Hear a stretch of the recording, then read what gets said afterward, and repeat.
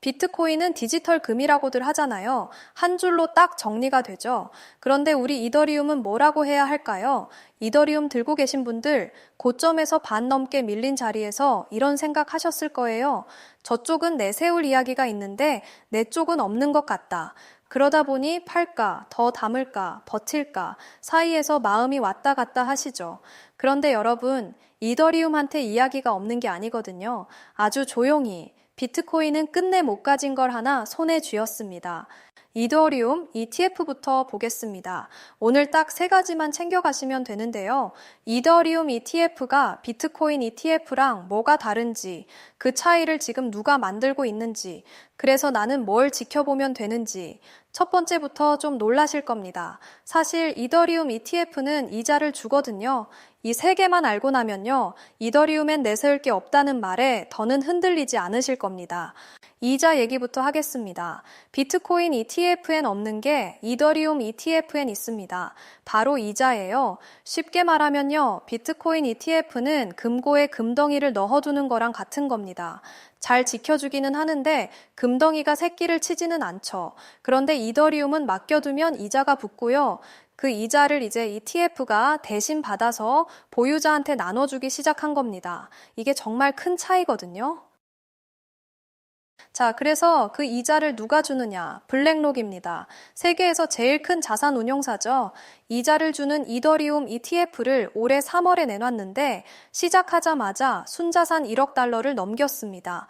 정말 중요한 건 그 다음이에요. 이렇게 맡겨서 받는 이자를 스테이킹 보상이라고 부르는데요. 그 보상의 82%를 보유자한테 그대로 넘깁니다. 블랙록이 챙기는 건 18%고요. 맡은 이더리움의 80%는 묶어두고 20%는 사고팔 몫으로 남겨둡니다. 블랙록만 이러는 게 아니거든요. 모건 스탠리도 같은 상품을 냈는데 조건이 더 놀랍습니다. 이자의 95%를 보유자한테 주고 자기 몫은 없고요.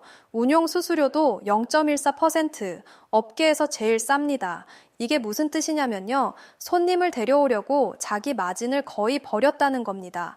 잠깐 하다 접을 상품엔 이렇게까지 안 하거든요. 결국 이 시장을 오래 끌고 가겠다는 뜻일 수 있다는 거죠.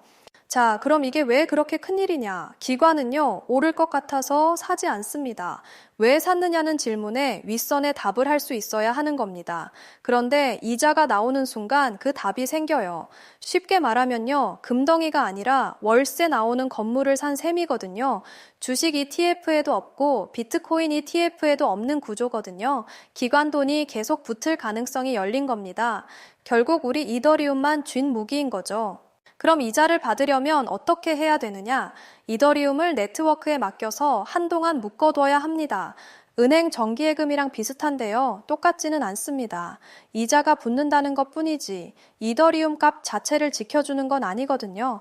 이율이 딱 정해진 것도 아니고 이자도 현금이 아니라 이더리움 개수로 붙습니다. 그런데 여러분, 묶인 게 이미 만만치가 않거든요. 전체 이더리움의 32%, 3,890만 개가 묶여 있습니다. 셋 중 하나는 시장에 안 나오는 겁니다.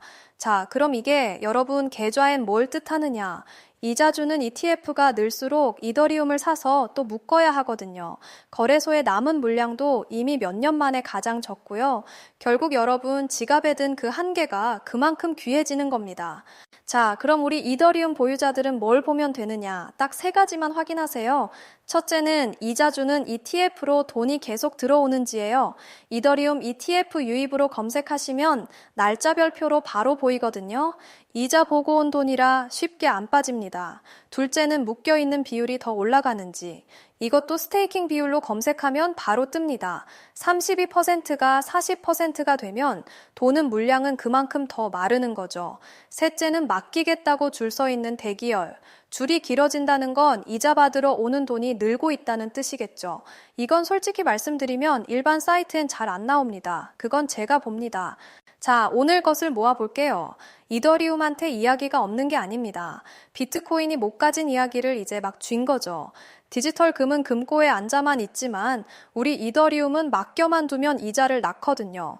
그리고 이 이자를 받으려고 이더리움을 맡겨둔 자리가 지금 89만 곳이 넘습니다. 개인들이 만든 그 줄에 블랙록하고 모건 스탠리가 들어와 선 거고요. 여러분이 들고 있는 바로 그 이더리움을요. 그럼 언제 다시 봐야 되느냐? 묶인 비율이 40%를 넘어서는 순간 이자 주는 ETF가 또 나오는 순간이거든요. 그때 제가 바로 짚어드릴게요. 구독 눌러두시면 놓치지 않으실 겁니다. 좋아요도 부탁드릴게요.